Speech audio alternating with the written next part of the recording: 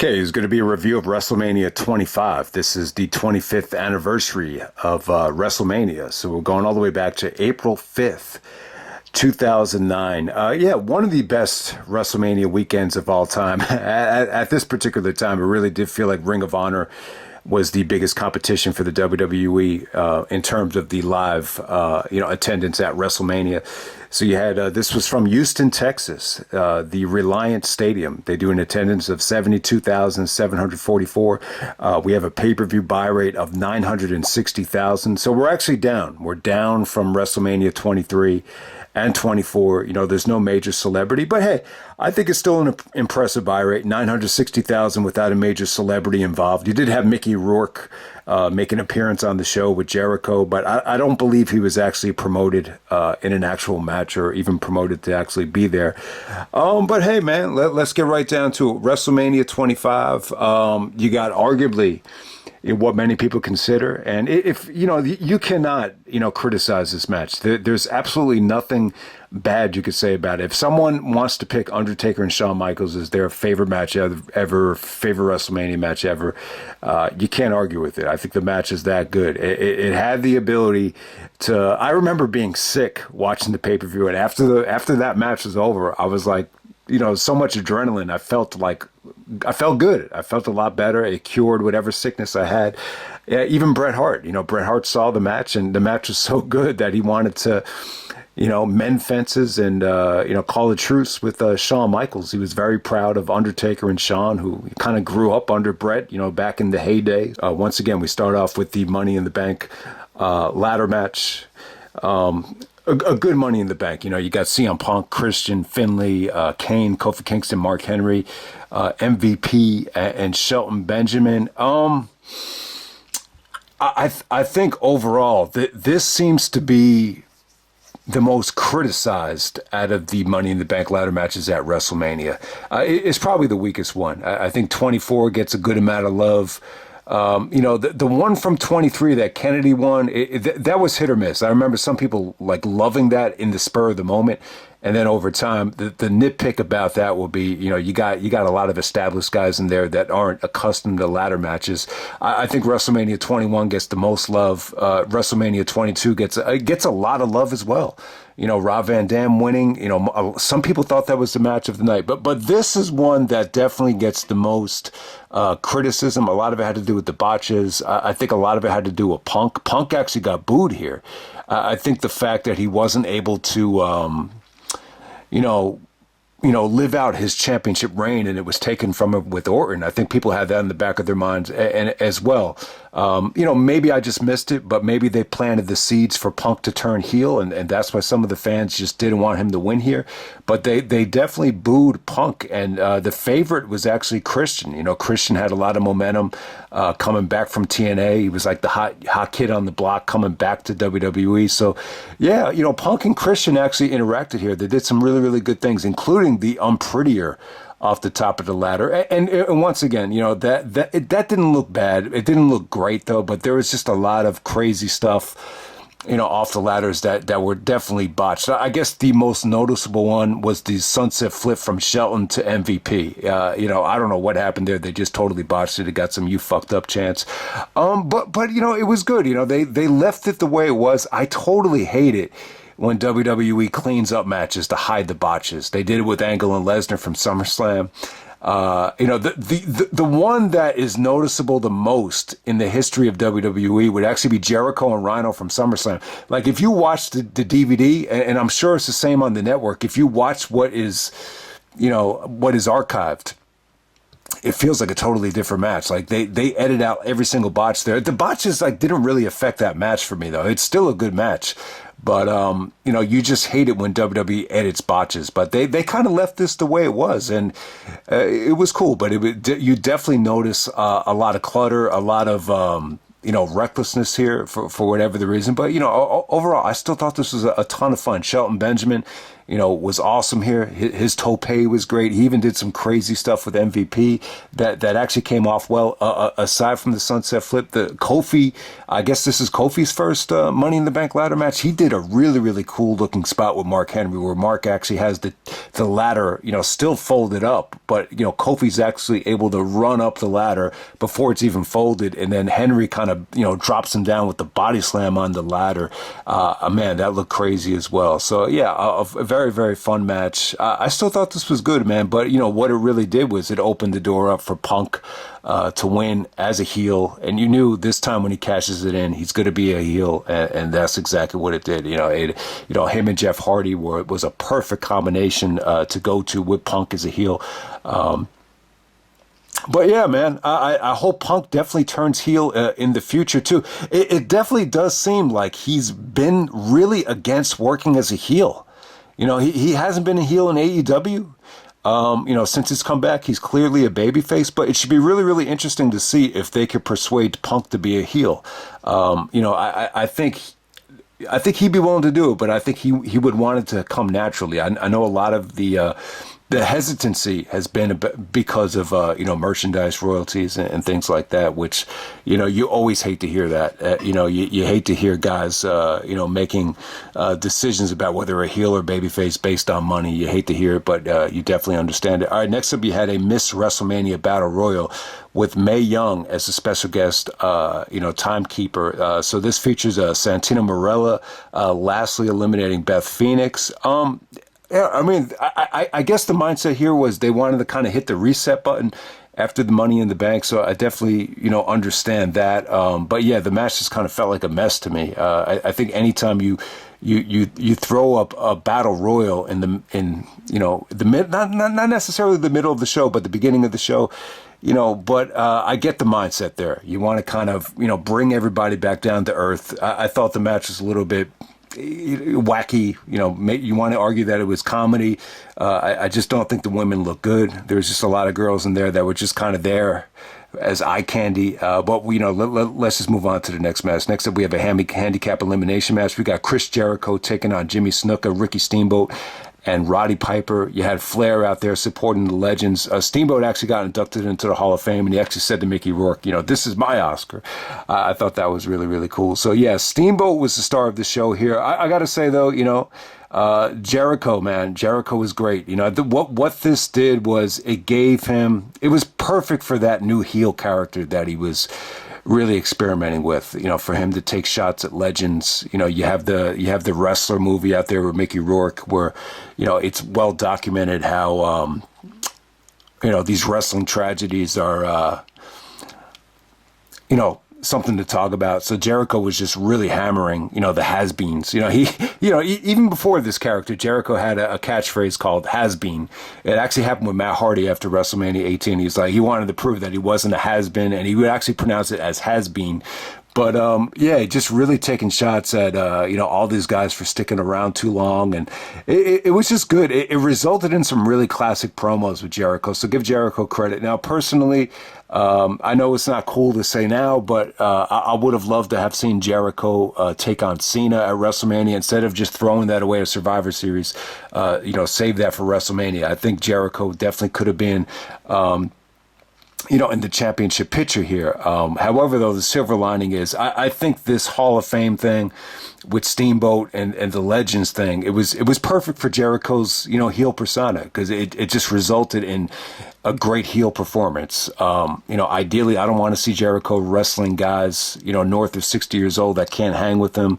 Snuka did not look good. Piper, it just didn't look great. The guy that stole the show was Steamboat, though. It was shocking to see how Steamboat and Jericho work together. It's cool when I've said this time and time again, but, Jericho always wanted to be Ricky Steamboat. His goal was to be the IC champion. He reenacted Steamboat and Savage in his basement. So to actually be on the stage with Steamboat in front of this crowd, it's got to be, one of the best moments of Jericho's career. And him and Steamboat worked great together. It was surprising at how good Steamboat looked here. The fans were just into everything. But hey, Jericho goes over. There was code breakers, walls of Jericho's. He was able to beat 3 guys and Flair. So I thought Jericho looked pretty strong here. And then, Mickey Rourke is actually in the crowd, and Jericho talks shit to him, and Mickey Rourke gets into the ring and gives Jericho a left-handed punch and sends home everybody happy. All right, next up we have Matt Hardy and Jeff Hardy. This is actually an Extreme Rules match. So Matt Hardy actually turns on Jeff. This is a very, very, jealous angle here. The older brother being jealous of the younger brother's success. Definitely a good story. But for whatever reason, this is a brother versus brother feud that just didn't hit the mark. The way, obviously Bret and Owen would be the best, but they didn't even click as, Undertaker and Kane did in terms of that story, or even Edge and Christian. Obviously Edge and Christian are still, really, really living out this brother versus brother storyline, in AEW right now. But for whatever reason, the Matt and Jeff stuff has always disappointed. Even going back to Vengeance 2001, I just didn't think they really clicked in the ring. This was just kind of a weird match here. And Jeff Hardy's another guy, man. When you look at WrestleMania before this, at WrestleMania 24, that would have been a great time to have Jeff main event. Even WrestleMania 2009 here, I say to myself, man, if you could have done Jeff, maybe Jeff and Edge, Jeff and Cena, even Jeff and Randy Orton or something, maybe Jeff Jericho, triple threat, whoever. But Jeff definitely deserved to be in the main event at this time. I think that would have felt refreshing. All right, so the problem with Matt Hardy here, Matt did a good job as a heel. He is very convincing at being a little bit controlling, being a little bit jealous. Jeff even said, it didn't surprise him that him and Lita split up because Matt can be very controlling. So that's that really hit everybody like a ton of bricks. So I would definitely agree with that. But yeah, it felt a little bit forced. For Matt to turn on Jeff at the Rumble, that was cool. But they kind of went over the top with it, with Matt trying to burn Jeff with the pyro, him trying to run over Jeff. Where they live, and then the most cruel thing in this whole thing, and Matt Hardy never admitted to it, but apparently somebody actually killed Jeff Hardy's little puppy. So yeah, that really, will bring tears to anybody's eyes. If you ever taken like acting classes, they have these exercises where they actually want guys to start crying, and guys would actually force themselves to think of like something that will make you cry. I remember this one kid, he was actually just thinking about cruelty to like little puppies or little doggies. So yeah, that was really, really crazy, but they didn't go over the top with it. Like Matt never confessed to killing Jeff's dog, but that's how personal it got. I think they did something like that with Jericho and Triple H, with Jericho running over Triple H's dog. Yeah, that was pretty harsh too. But this, to actually do it was comical. But this was kept. Thank God they didn't really show the dog being harmed. But hey, Matt and Jeff, I think the biggest issue with this is Matt Hardy. When I look at Matt here, he definitely wasn't healthy. Like, he didn't look in great shape. I think this is after he had his appendix removed. I think there was even some intestinal issues where his intestines actually, fell out during one of his matches, or something really, really bad happened, and you could just tell he's just not the same Matt Hardy. This is closer to the Matt Hardy from Ring of Honor and AEW than the Matt Hardy from SmackDown in 2003. So yeah, I mean, I didn't think Matt looked bad. He just didn't do much from an athletic standpoint. He's just really kind of dishing out the punishment. Jeff is really putting his body on the line. He does the whisper in the wind. Matt clocks him with the chair on the way down. That was sick. And then you name it, man. Jeff actually took out that big ass poster. He laid out Matt Hardy and sandwiched him between both tables and did the splash, between both tables. That was a pretty cool moment. So there's just some really, really cool spots here. But, within the context of the overall match, there just wasn't enough back and forth. It just didn't feel like a flow. There just seemed to be somewhat of a, it just seemed very, I don't know. I don't know how to explain it. It just seemed very one-sided to me.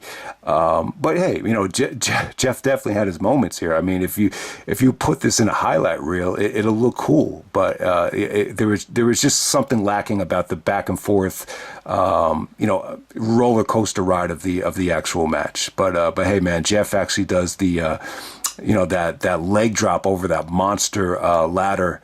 and he actually misses, and then Matt hits him with the twist of fate on the steel chair. So yeah, that looked brutal too. So there were some really, really brutal moments here. They're really, really brutal stuff, but just a lack of cohesiveness, I think, between both guys. Like, when you watch this thing, you can't really say, like, oh, Matt and Jeff have, like, this amazing chemistry. It just, I don't know. It just, I don't know what it was about this thing, man. It really is hard, to dissect it, because, you would think Matt and Jeff could just have an amazing match, but I really don't know if they really ever clicked. I mean, if you were to ask me to rate this thing, I think 3.5 is generous. I think it's probably at least 3.25, just because of some of these, insane spots from Jeff. But hey, man, we're just going to move on to the next match. We got Rey Mysterio actually challenging JBL for the Intercontinental Championship. Yeah, so there was this fear that JBL was going to take on Shawn at WrestleMania. But hey, like Bill and Doug said, they know he's not a draw. He's not going to face, you're going to get your Undertaker Shawn Michaels Classic at WrestleMania. So yeah, so they go back to JBL and Mysterio, who have a very, very, heated feud. They wrestled at Judgment Day. JBL got very personal about Mysterio and the machismo. There's definitely some good tension there throughout the years. But hey, man, Bradshaw gets on the mic way too cocky, acts like this is going to be a dominant performance, and it backfires. Mysterio comes out looking like the Joker from the, guys, I'm not really familiar with the newer Batman stuff, with the Christian Bale and who is the Joker that passed away? The Dark Knight Joker, Heath Ledger, that version of the Joker. I'm really not that familiar with it, but obviously it was really, really popular. I'm more of a Michael Keaton, Batman guy. I don't know, maybe because I grew up as a kid, I just can't buy into anybody playing Batman aside from Adam West and Michael Keaton. But hey, that's just me. I know that version of the Joker was awesome. So, one of these days I'll dig out the Batman trilogy with Christian Bale. But hey, man, Mysterio looked cool as hell as the Joker, and he squashes, JBL. He hits him with 3 moves: Insecurity, drop kick, 619. And then Mysterio is a new IC champion, opens the door for Mysterio and Jericho to rock the house, that spring in that awesome series of matches that they had on SmackDown. Okay, next up we have The Undertaker and Shawn Michaels. Really, really cool here that they went back to Taker and Michaels. I mean, obviously they wrestled each other in the late 90s, but it definitely felt like a dream match all over again. You just never got to see this version of Shawn wrestle Taker. And yeah, you talk about, this, Brett saw the match and he was just blown away by it. I think at this time, it's like, when you look at Shawn, he's so mature. All he cares about is just going out there, working hard, and, putting on a great match. There's really just not a lot you can complain about in terms of, Shawn Michaels, the person or the performer. I mean, he gives max level. He doesn't seem like he's, from a political standpoint, I understand this was supposed to go on third, and they both thought that was bullshit. And, maybe that was a Triple H call originally. Maybe Triple H was pushing for them to go on early so they didn't have to follow it right away. I mean, that will make sense when you look back on it in retrospect. But I think, in terms of the match order here, I think that the best way to go, I understand it like, Taker and Shawn, there's no championship on the line. There's no career on the line. If you put the career on the line, that makes sense for it to main event. And that was the right call for 26. But in this situation right here, I think the right call would have been, just in terms of making this a better show, I would have had Triple H and Orton go in this spot, and then you have, Cena close out the show in the triple threat. Cena's going to get a great reaction no matter what. So I think, maybe you give that match a little bit more time, a little bit more drama, and I think that would have resulted in, the better show. And this way you could get, Triple H and Orton. It probably would have gotten more of a, positive response from the crowd. And that would have made it a better show. But on to Undertaker and Michaels. Obviously, the entrances are great, from Undertaker coming up from hell, Shawn Michaels coming down from the heavens. I think those entrances kind of go, under the radar as well, because, the match is so good. But yeah, I think this was just great, man. Obviously, everybody knows how great it is, but man, it just really holds up well. There's just something about Shawn at WrestleMania that he just takes it up to the next level. Here it was a little bit different. Like he was even doing like these little things, like the playing possum, and the selling of the knee right away, like kind of baiting Taker in. And I was just like, wow, he is really on top of his game today. Taker, he looked, like he's still in his prime here. I mean, it was just a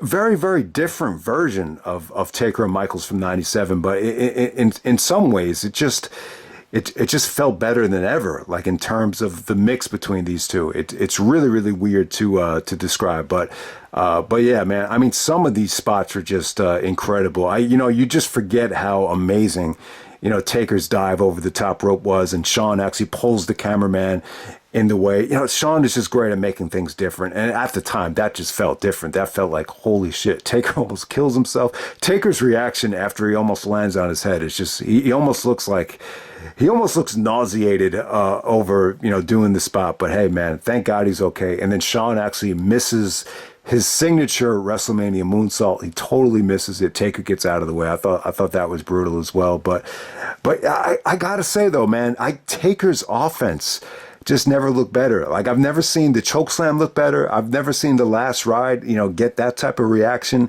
The obviously the best near fall of all time. Shawn tries to do the skinning of the cat, that Royal Rumble spot, and Taker actually counters it into a tombstone. Shawn kicks out of it. Taker's facial reaction.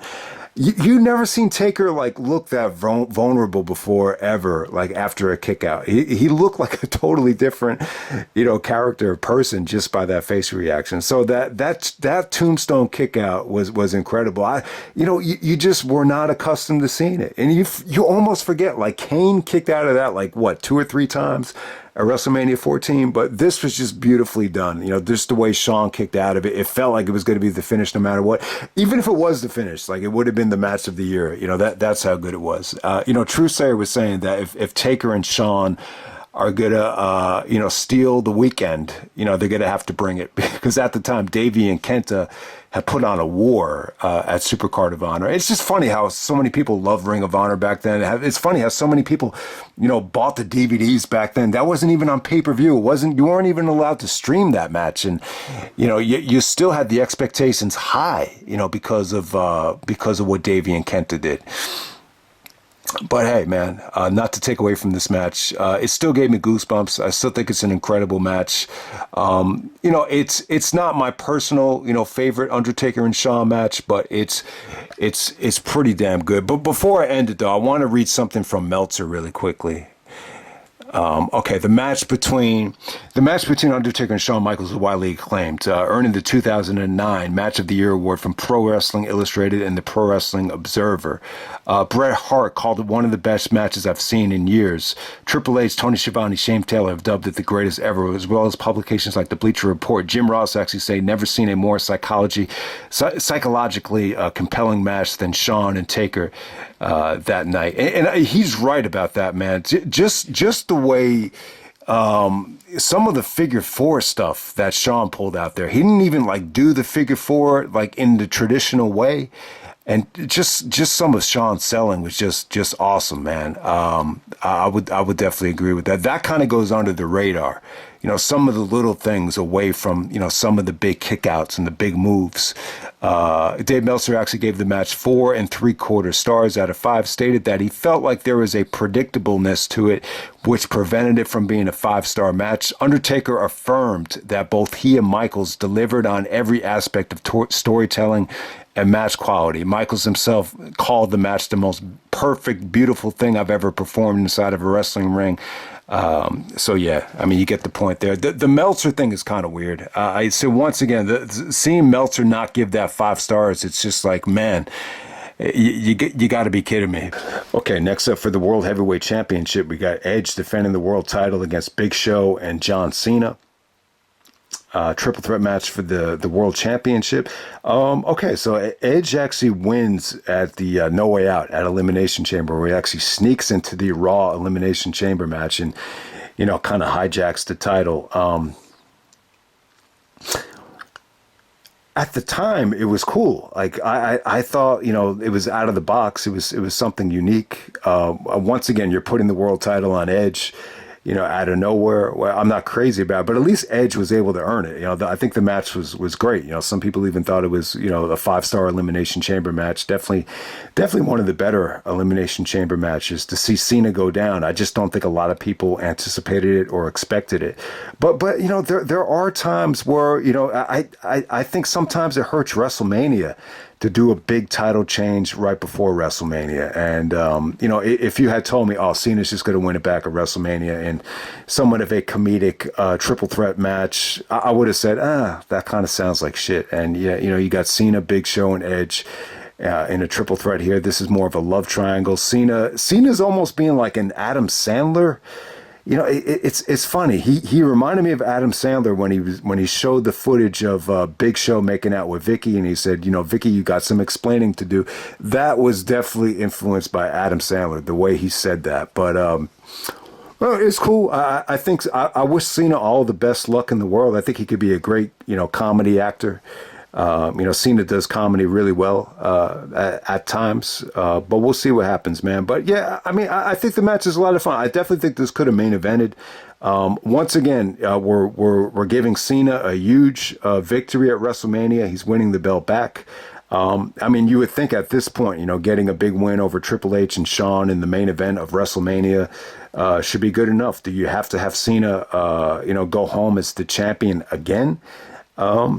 But, that's what they did here. This time it's the world title.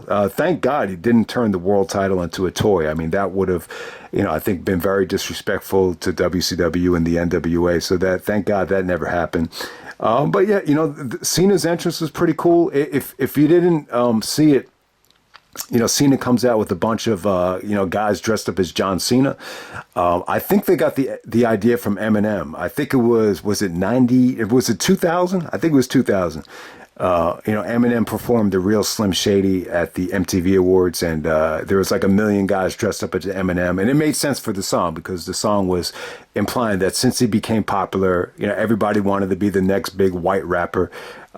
So this situation, Cena comes out with a whole bunch of Cena. So it was a cool entrance with Cena, Big Show, and Edge. Yeah, fun match. I can't, nitpick it. I think it was fun. I think the crowd was there. I think Cena looked really good at this time. Cena was definitely getting better. I think, one of the luxuries, and it's definitely a luxury, one of the luxuries that I think Cena and Roman have had is they were allowed to fail, multiple times. And I think every time you fail on a big stage, you're going to try, you should try to learn, from the experience, what could I have done better to prepare or what mistake did I make here? And then eventually you just get better. So I think that's, one of the other reasons why Cena got better. I just remember being at a Ring of Honor show. I think it was the 7th anniversary show. I just remember people in the crowd were just saying, yeah, Cena, I'm tired of Cena, but I'm not going to deny, like, he's gotten a lot better. Like, that was the perception of John, in the spring of 2009. But yeah, Edge was good here. Edge looked nervous as hell when he came out. He had this reaction when he came out, like holy shit, how are we gonna follow this? Like, he looked nervous as hell. But I'll tell you what though, like if you're in a triple threat match with Big Show, you could always blame it. Oh, Big Show is too out of shape, or Big Show is tough to move. I don't really think there's that much pressure here. I think if anyone had the pressure, it's Triple H and Orton. They're going last. I know Cena and Edge and Big Show had to follow it, but still, I wouldn't say there's as much pressure on these guys. You knew Cena was going to get the great reaction. I can see why Edge was nervous. Being Edge's shoes after following Taker and Michaels, very rarely have anyone had to follow both Taker and Shawn after they're both in their prime. So I definitely understand it. But hey, man, the match was fun. There's barricade bumps, Cena's strength.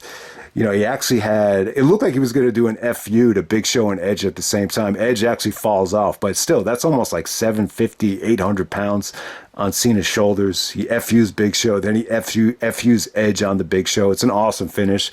But overall, man, I think the match is a lot of fun. I think they did creative things. The double suplexes on Big Show were fun. So when you put Big Show in a match like this, it's cool to see how guys are going to get him off of his feet. It definitely makes it interesting. It wasn't an awful performance by anybody here. I think it's a fun triple threat. The stuff with Vicky felt a little bit wacky. And at the time, like if Eddie Guerrero ever came back from the dead, you say to yourself, man, the guy he would target has got to be Edge after all the shenanigans you've seen Vicky and Edge do over the years. Okay, next up is the main event for the WWE Championship. If Triple H is counted out or disqualified, he's going to lose the title. You almost forget about that stipulation. But yeah, we got Triple H taking on Randy Orton for the WWE Championship. Obviously, one of the more disappointing WrestleMania main events. Maybe the worst, main event that Triple H has had at WrestleMania. It's a story of redemption. It's a story of, Triple H getting his revenge. It's also a story of Randy Orton trying to get revenge as well for Triple H betraying him when he became the youngest World Heavyweight Champion. So there's a lot of good stuff here in the video package. I like the fact that they went back to the, Randy winning the title and the Evolution turn. I love all that stuff. I love the stuff they did with Steph. The stuff with Stephanie is the silver lining, punting Vince, punting Shane, fighting with the McMahons. I think all of that stuff was good. I think the way they were booking Orton here, was great, at that time. The biggest knock on this match is, I just think we've seen it before, man. I mean, I understand it's a 5-year history. It's kind of I guess you want to call this a blow off to the Evolution stuff. But the problem is, we've seen it a lot, in 2008. We saw it you saw them close out Backlash. They had a cage match at Judgment Day. I think Randy actually gets hurt at Extreme Rules. Was that a last man standing match again? I think it was. So you just seen a lot of Triple H and Orton. I never really thought Triple H and Orton had great chemistry in the ring.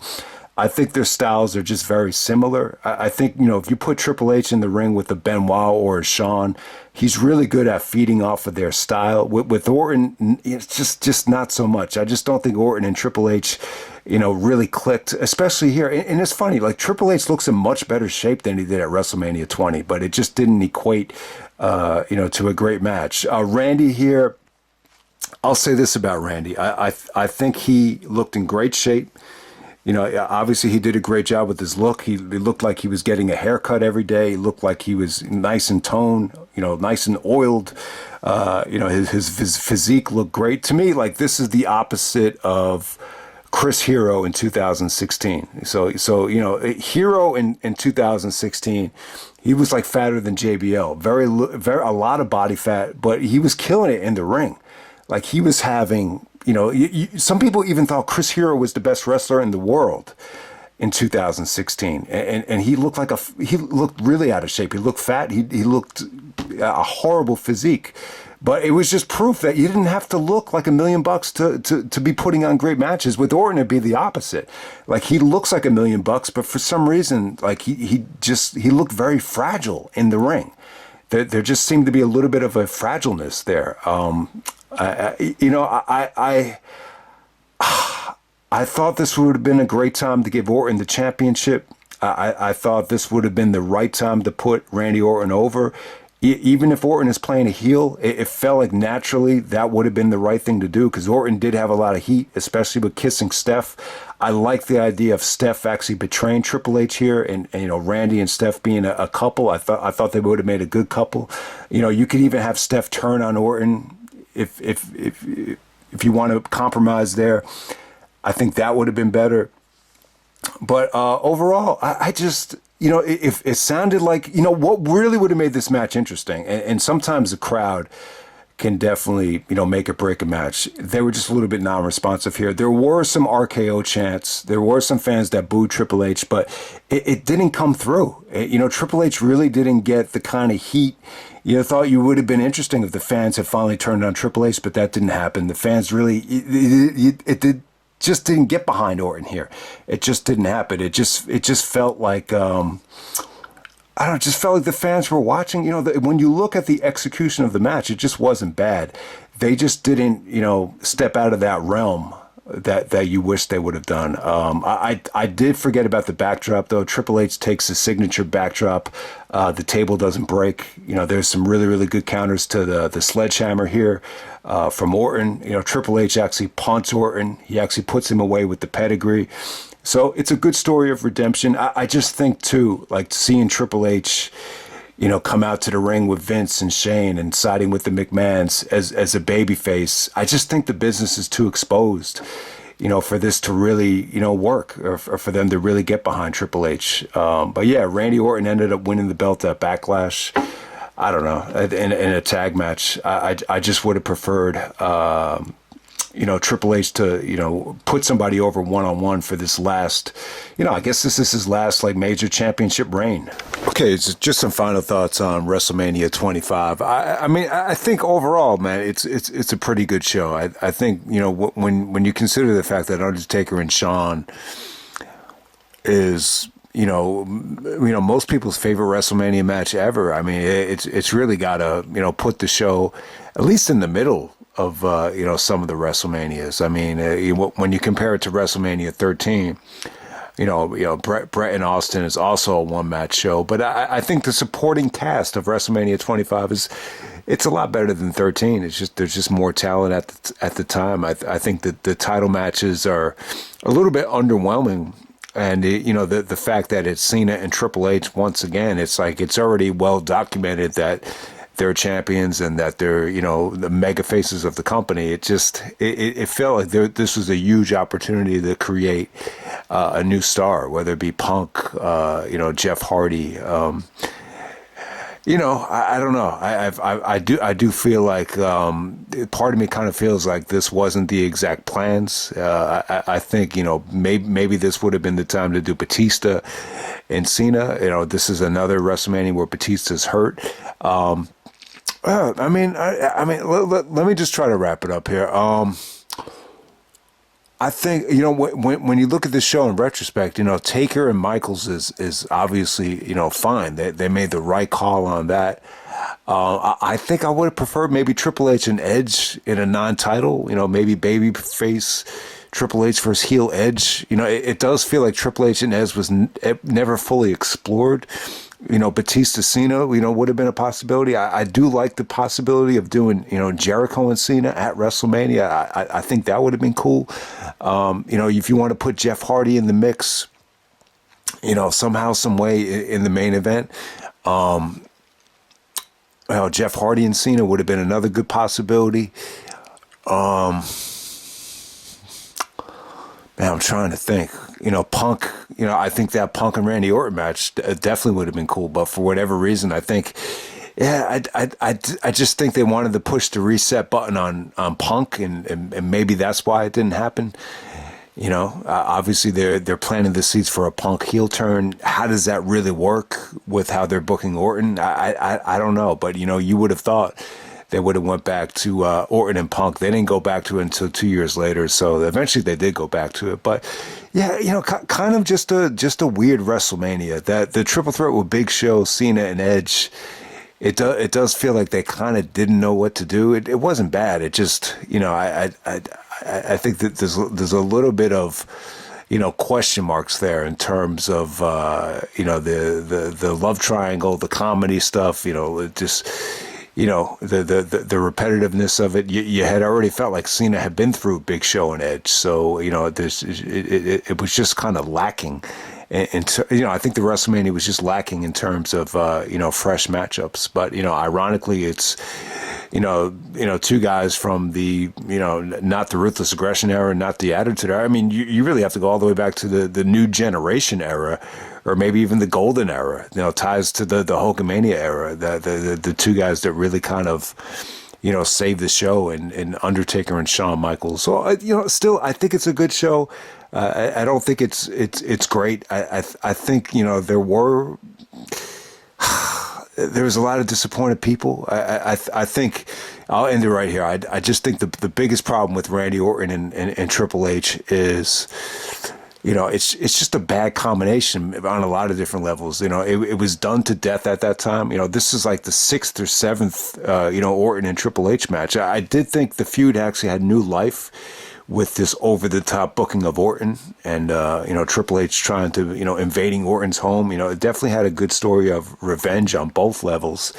But I think when you're talking about, both guys in the ring, it's just, there's just not a lot that they could have done. they're not very athletic. Orton, for as great of shape that he's in, and Triple H too. Like they're both like in pretty good shape in terms of the physiques, but it doesn't necessarily mean that they're athletic and explosive and, can really do like fast paced moves.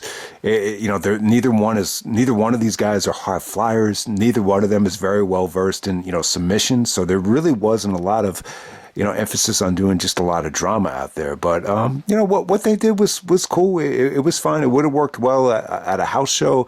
Maybe it would have worked in the main event of Raw or the main event of a, regular pay-per-view. But I don't know. You just would have, I don't know what it is, but you just would have expected, maybe a little bit more of sense of urgency, from both guys to at least try to top it. It almost had the response of, oh man, Taker and Michaels was so good. Like, we're not even going to attempt to try because we just know we're fucked. I think Triple H used the word, we knew we were fucked. But I don't know, I think from what it sounds to me, it sounds like, they wanted that to go on third, but because it didn't, there's just no way you could have, followed, that match. But hey, man, it's a tough sell. The combination of Triple H and Orton, it's a tough sell. To try to follow something like Shawn and Undertaker, for whatever reason, Shawn and Taker, a decade over, their classic Hell in a Cell, they were still able to go out there and, execute arguably the best WrestleMania match of all time. So I think more than anything, that's going to put WrestleMania 25 in the better half of WrestleMania. There's no doubt about it.